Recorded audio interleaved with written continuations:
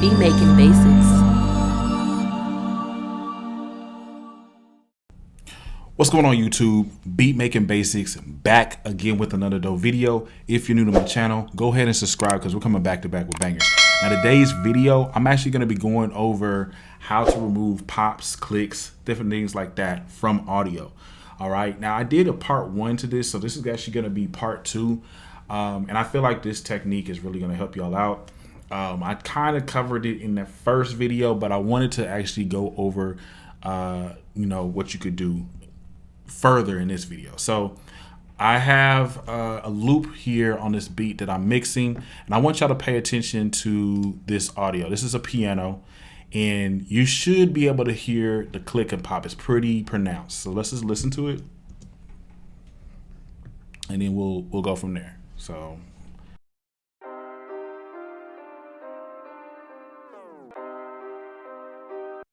I don't know if you heard this. We're gonna listen one more time.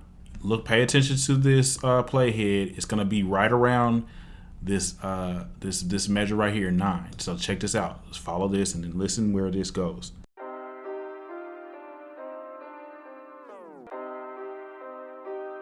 And so it really kind of comes in a little bit after whatever it sounds like, but it like comes in. All right, so it's like a little pop there or whatever.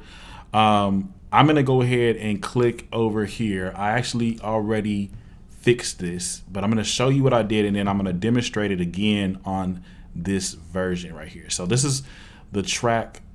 This is the track that is actually fixed. Now let's listen to what I did to fix it.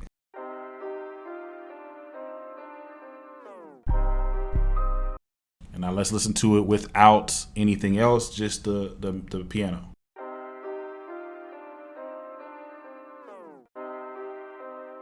Sounds pretty clean. I'm gonna let you listen to it again with the pop.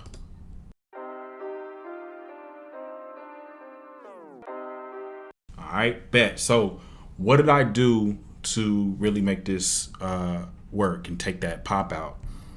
Now, if you look close and I zoomed in here, there's a slight little gap here and then a fade right here and a fade right here. So in my previous video, part 1, I was showing you how you can use the crossfade to get rid of that. But sometimes you can't do a crossfade on it and it's just gonna automatically work for that. So what I did here, and I'll just hide this real quick, is I just came in and I kept listening to it right here. All right, and I was noticing, like, sometimes when you zoom in, you can see better. Like, actually right here, you can kind of see how it kind of, the piano part starts a little bit after this measure right here. So like if I was to do the crossfade, okay, get my fade tools up, click both of these, it's not going to take care of, no matter how deep the crossfade is. Let's just listen.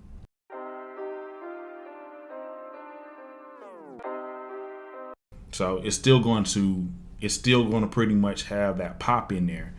The other video, I would come over here and I would try to move this around to find it, and it still wasn't working.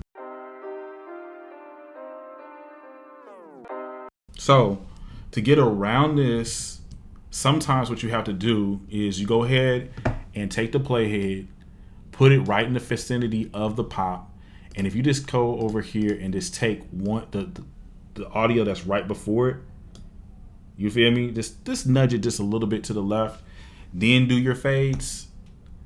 A lot of times you're gonna be able to go ahead and get rid of the pop. So now let's listen to it.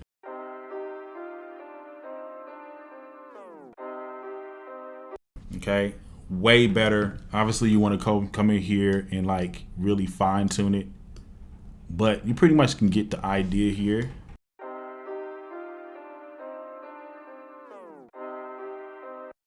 Way better than what it was, and I can still come in and do something like that.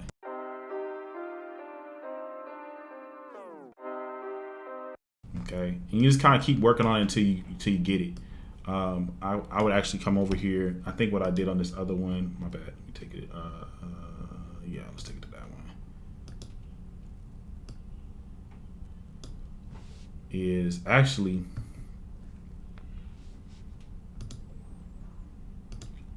I think I had to come over here and actually chop this up a little bit more. But overall, you get the point of what I'm doing here is just coming in, and sometimes you have to create this little space right here to really get it to where it's not going to mess up and still have that pop. So like, let me put that there.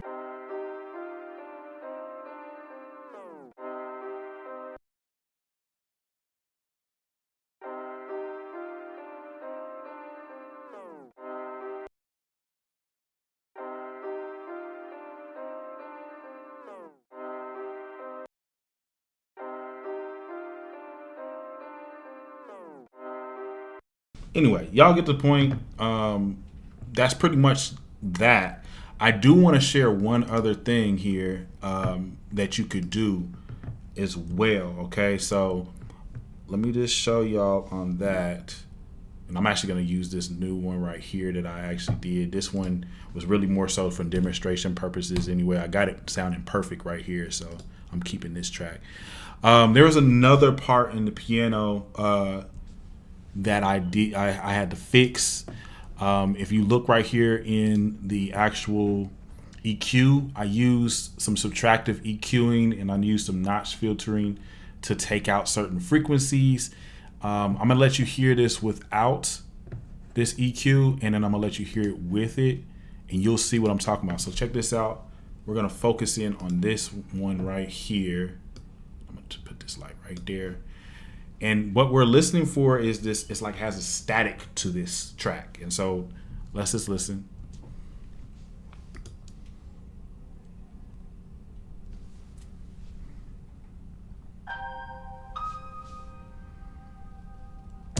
And so that's going to get pretty annoying throughout the beat if I keep on hearing that that static. It's just worse than a pop because, you know, it's the whole piano is static. Yeah, pretty much over with. Now, what I did to get around this though is I came over here and I created, I pulled up some EQ, and I started off with taking some of the lows out and saw if that was going to affect it. All right, I noticed that it didn't do anything, and what I started doing is now, all right, well, let me see if I can take some of the highs out of this, and maybe that will help.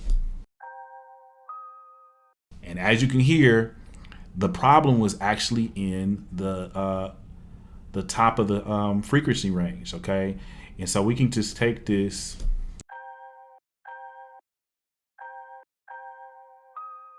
and what you'll find is sometimes like on tracks, you know, obviously this kind of has more of a telephone effect, but it did definitely take out the static that you hear, and you can still get away with having that a slight telephone effect on an instrument that's staticky. You feel me? It's still there. I'm gonna play it a little bit with some of the rest of the instruments, and you'll see how it sounds pretty clean.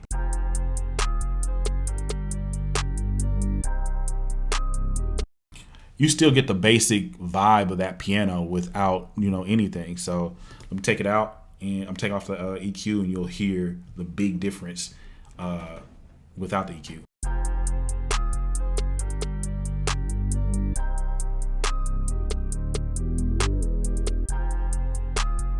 It's a subtle little stuff in the background, subtle noise, but it's definitely for somebody who's listening to this, they're gonna hear it and they're gonna be able to pay attention to it and hear that. Let's see here. Literally, I mean, yes, you could tell that the highs came out of it a little bit, but if you weren't to listen to this before, you wouldn't even know. You feel me? After that, I added this MV2 plugin just to boost the frequencies back up just a little bit. So I've used the high level right here to boost some of the high level frequency. Let's listen to that, how it sounds.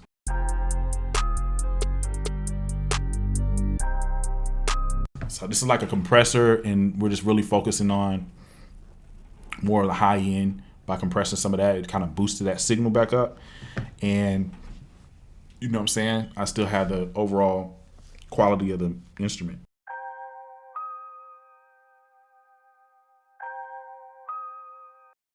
So really just taking out some of those highs actually ended up fixing this. I did come over here on this one and, use the notch filters to kind of take some of these out, some frequencies out.